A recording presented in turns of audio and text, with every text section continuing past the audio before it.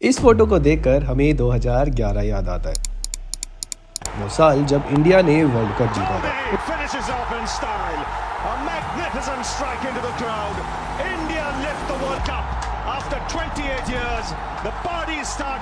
उस समय विराट कोहली एक मस्ती भरा और बिंदास 22 साल का लड़का था। वो नए थे, सीख रहे थे और टीम के लिए अपना योगदान दे रहे थे। क्रिकेट अच्छा चल रहा था और उन्होंने अपनी क्षमता भी दिखाई थी, लेकिन एक बात नोटिसेबल थी कि उस वक्त विराट अपोनेंट टीम के लिए कोई बड़ा चैलेंज नहीं थे। उनके लिए विराट एक और बैट्समैन थे जैसे टीम के बाकी आम प्लेयर। अब आज के समय पे आते हैं। इस फोटो को देखिए और पहली फोटो के साथ कंपेयर कीजिए। इंडियन टीम ऑस्ट्रेलिया का टूर कर रही थी और तब तक विराट कोहली टेस्ट टीम के कैप्टन बन चुके थे। इस बार बात अलग थी। विराट सिर्फ एक प्लेयर नहीं थे जिनका ऑस्ट्रेलियन टीम को सामना करना था, बल्कि वो एक डोमिनेटिंग फिगर बन चुके थे, पूरी इंडियन टीम के कंपैरिजन में ज़्यादा इम्पैक्टफुल। इस सीरीज में विराट ने 4 सेंचुरी बनाई और सबको दिखाया कि वो इंटरनेशनल क्रिकेट पर राज करने आया। पर ये इतनी बड़ी ट्रांसफॉर्मेशन सिर्फ 2 सालों में कैसे हुई? एक मस्ती करने वाला और थोड़ा चबी बैट्समैन कैसे एक सीरियस, फोकस्ड और सुपर ह्यूमन एथलीट बन गया? दिल्ली का एक लड़का जो छोले भटूरे खाना पसंद करता था, उसने अपनी जिंदगी में सिर्फ छोले भटूरे ही नहीं बल्कि हर डिस्ट्रैक्शन को हटा दिया और उसका सिर्फ एक ही गोल था, दुनिया का बेस्ट क्रिकेटर बनना। 20-second test 100 for Virat Kohli. 2011 world cup के बाद MS धोनी ने ये बात क्लियर की थी कि अगले वर्ल्ड कप तक इंडियन टीम में यंग टैलेंट का राइज होना बहुत जरूरी है। इसीलिए इंडियन टीम में सीनियर प्लेयर की जगह यंग प्लेयर को ज्यादा अपॉर्चुनिटी मिलने लगी और इसके चलते विराट कोहली को वेस्ट इंडीज सीरीज में अपना टेस्ट डेब्यू देने का मौका मिला। मैं आपको बता दूं कि उस समय विराट कोहली 2011 की वर्ल्ड कप जीतने वाली टीम का हिस्सा थे और उसके अलावा वो अपने आप को एक प्रॉमिसिंग यंग टैलेंट के रूप में भी अपने आप को साबित कर चुके थे, क्योंकि उन्होंने 4 ओडीआई सेंचुरी भी बनाई थी। इसी वजह से उनके टेस्ट डेब्यू को लेकर सब बहुत ज्यादा एक्साइटेड थे। 20 जून 2012 विराट कोहली को टूर के शुरुआती दिनों में ये समझ आ गया था कि ऑस्ट्रेलियन क्राउड सिर्फ स्पेक्टेटर्स नहीं होते, बल्कि वो बहुत ज्यादा एक्सप्रेसिव होते हैं। हर ऑडियंस चीयर्स और बूज करती है, लेकिन ऑस्ट्रेलियन क्राउड से विराट को एक के बाद एक गालियां पड़ रही थी। उनके लिए बहुत नया था और उन्हें समझ नहीं आ रहा था कि सिचुएशन को वो हैंडल कैसे करें। इसीलिए उन्होंने डिसाइड किया कि वो पूरी सिचुएशन को इग्नोर करेंगे और अपना ध्यान सिर्फ क्रिकेट पर रखेंगे। विराट ने डिसाइड किया था कि वो अपनी पूरी क्रिकेट पर फोकस करेंगे, लेकिन जब वो पहले टेस्ट मैच में सिर्फ 11 और 0 रन बनाकर आउट हो गए तो ऑडियंस की गालियां उन्हें बहुत गहरी लग रही थी। साथ ही ऑस्ट्रेलियन प्लेयर भी अब उन्हें स्लैच करने लगे थे। ऑस्ट्रेलियन क्राउड का ये नॉट सो फ्रेंडली बिहेवियर और टीम के दूसरे प्लेयर के टोन्स विराट के लिए बिल्कुल नए थे। सीनियर प्लेयर जैसे सचिन, सहवाग और गंभीर इस तरह की सिचुएशन से फैमिलियर थे, लेकिन विराट के लिए सब कुछ नया था। उनकी फ्रस्ट्रेशन और गुस्सा उनके चेहरे पर साफ दिख रहा था। पहले टेस्ट मैच के बाद ऑस्ट्रेलियन टीम ने मैच जीत लिया। अब दूसरा test match Sydney cricket ground पर खेला गया।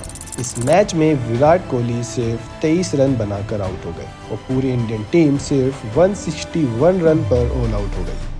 उसके बाद ऑस्ट्रेलियन क्राउड ने और भी ज्यादा गालियां देनी शुरू कर दी। दूसरे दिन जब विराट फील्डिंग करने आए तो जो गालियां उन्होंने ऑस्ट्रेलियन क्राउड से सुनी वो काफ़ी ज़्यादा शॉकिंग थी। उन्होंने अपने आप को रोकने की कोशिश करी, लेकिन हीट ऑफ द मोमेंट में उन्होंने क्राउड को रिप्लाई दिया और उन्होंने मिडल फिंगर दिखाई। अगले दिन वो पिक्चर ऑस्ट्रेलियन न्यूज़पेपर में थी जिसमें विराट ऑडियंस को मिडल फिंगर दिखा रहे थे। इसके बाद रेफरी ने उन्हें 50% मैच फीस का फाइन लगा दिया। उसके बाद तीसरा टेस्ट मैच भी खेला गया, लेकिन ना तो विराट कोहली ने अच्छा परफॉर्म किया और ना ही इंडियन टीम ने। इन दोनों मैचेस में इंडियन टीम की परफॉर्मेंस इतनी ज्यादा डिसअपॉइंटिंग थी कि सेकंड और थर्ड टेस्ट वो इनिंग से ही हार गए।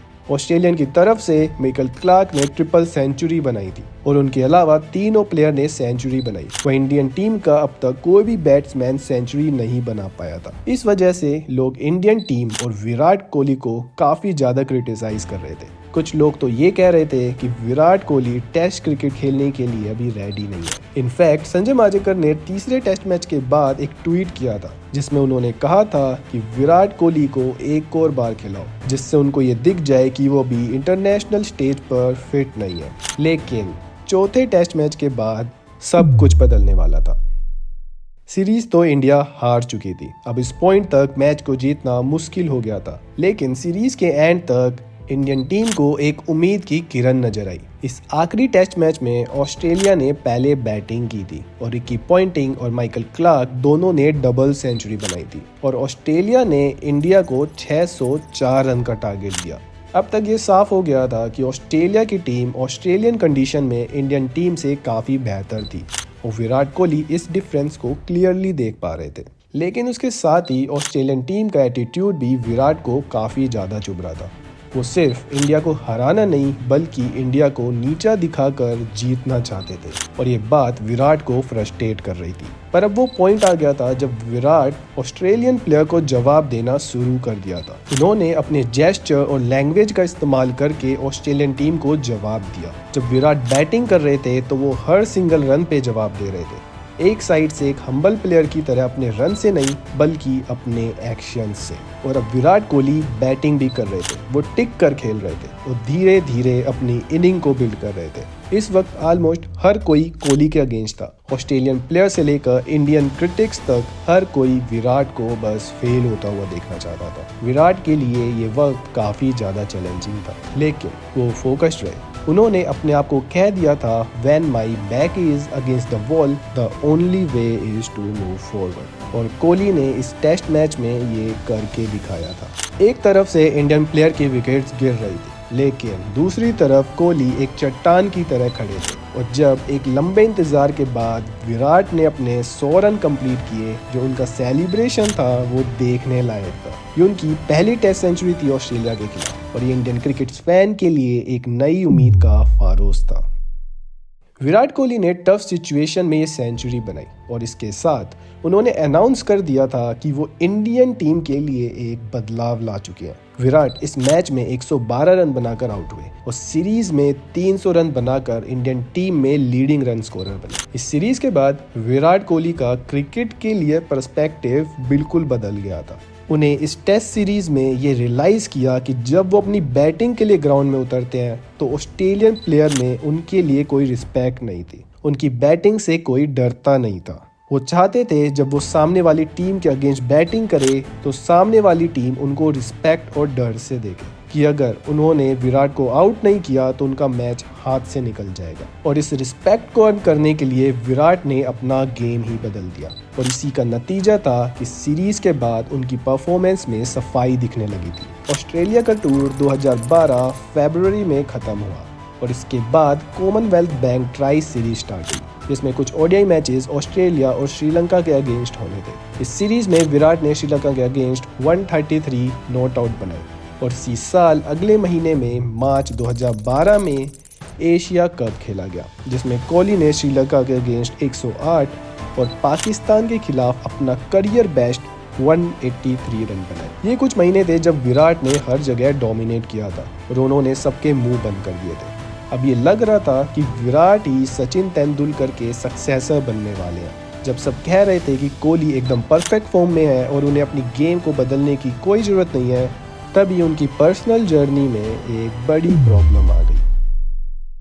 2012 का आईपीएल सीजन विराट कोहली के लिए डिसअपॉइंटिंग रहा। इंटरनेशनल स्टेज पर जहाँ उन्होंने काफ़ी रन बनाए थे, वहाँ आईपीएल में वो टॉप 10 स्कोरर की लिस्ट में भी नहीं आ पाए। उन्होंने 16 मैच में सिर्फ 2 हाफ सेंचुरी बनाई और उनकी टीम आरसीबी प्लेऑफ में भी क्वालिफाई नहीं कर पाई। पिछले साल जो सक्सेस उनके बैट से आई थी वो अब उनके ऊपर काफ़ी प्रेशर बना रही थी। कोहली ने खुद कहा था कि 2012 आईपीएल सीजन के बाद उनका कॉन्फिडेंस टूट सा गया था। इस दौरान उन्होंने छोटी छोटी डिस्ट्रैक्शन जैसे रात को पार्टी करना, ड्रिंक्स पीना और अनहेल्दी फूड्स खाना शुरू कर दिया था, जिसका असर उनकी बॉडी और उनकी ट्रेनिंग पर पड़ रहा था। इस वजह से उनका आईपीएल सीजन काफ़ी ज़्यादा डिसअपॉइंटिंग रहा।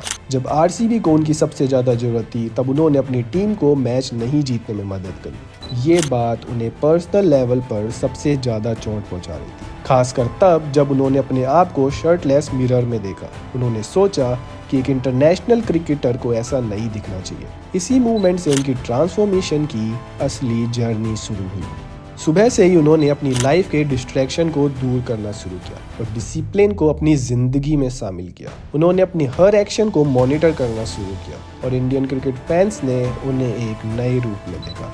वो और भी एग्रेसिव हो गए थे, फोकस्ड हो गए थे और टीम में अपनी रिस्पॉन्सिबिलिटी को समझने लगे थे। उन्होंने हर मुश्किल सिचुएशन में इंडियन टीम को जीत दिखाई। अगले 2 सालों में विराट पूरी तरह से ट्रांसफॉर्म हो गए थे। 2014 तक उन्होंने 5 टेस्ट सेंचुरी और 10 ओडीआई सेंचुरी बनाई थी। 2014 में ऑस्ट्रेलियन टूर पर इंडिया और ऑस्ट्रेलिया के बीच बॉर्डर गावस्कर ट्रॉफी के लिए सीरीज खेला गया। इस बार 4 मैच में 2 मैच ड्रॉ हुए और 2 ऑस्ट्रेलिया ने जीते। लेकिन इस सीरीज में सबसे खास बात थी विराट कोहली की परफॉर्मेंस।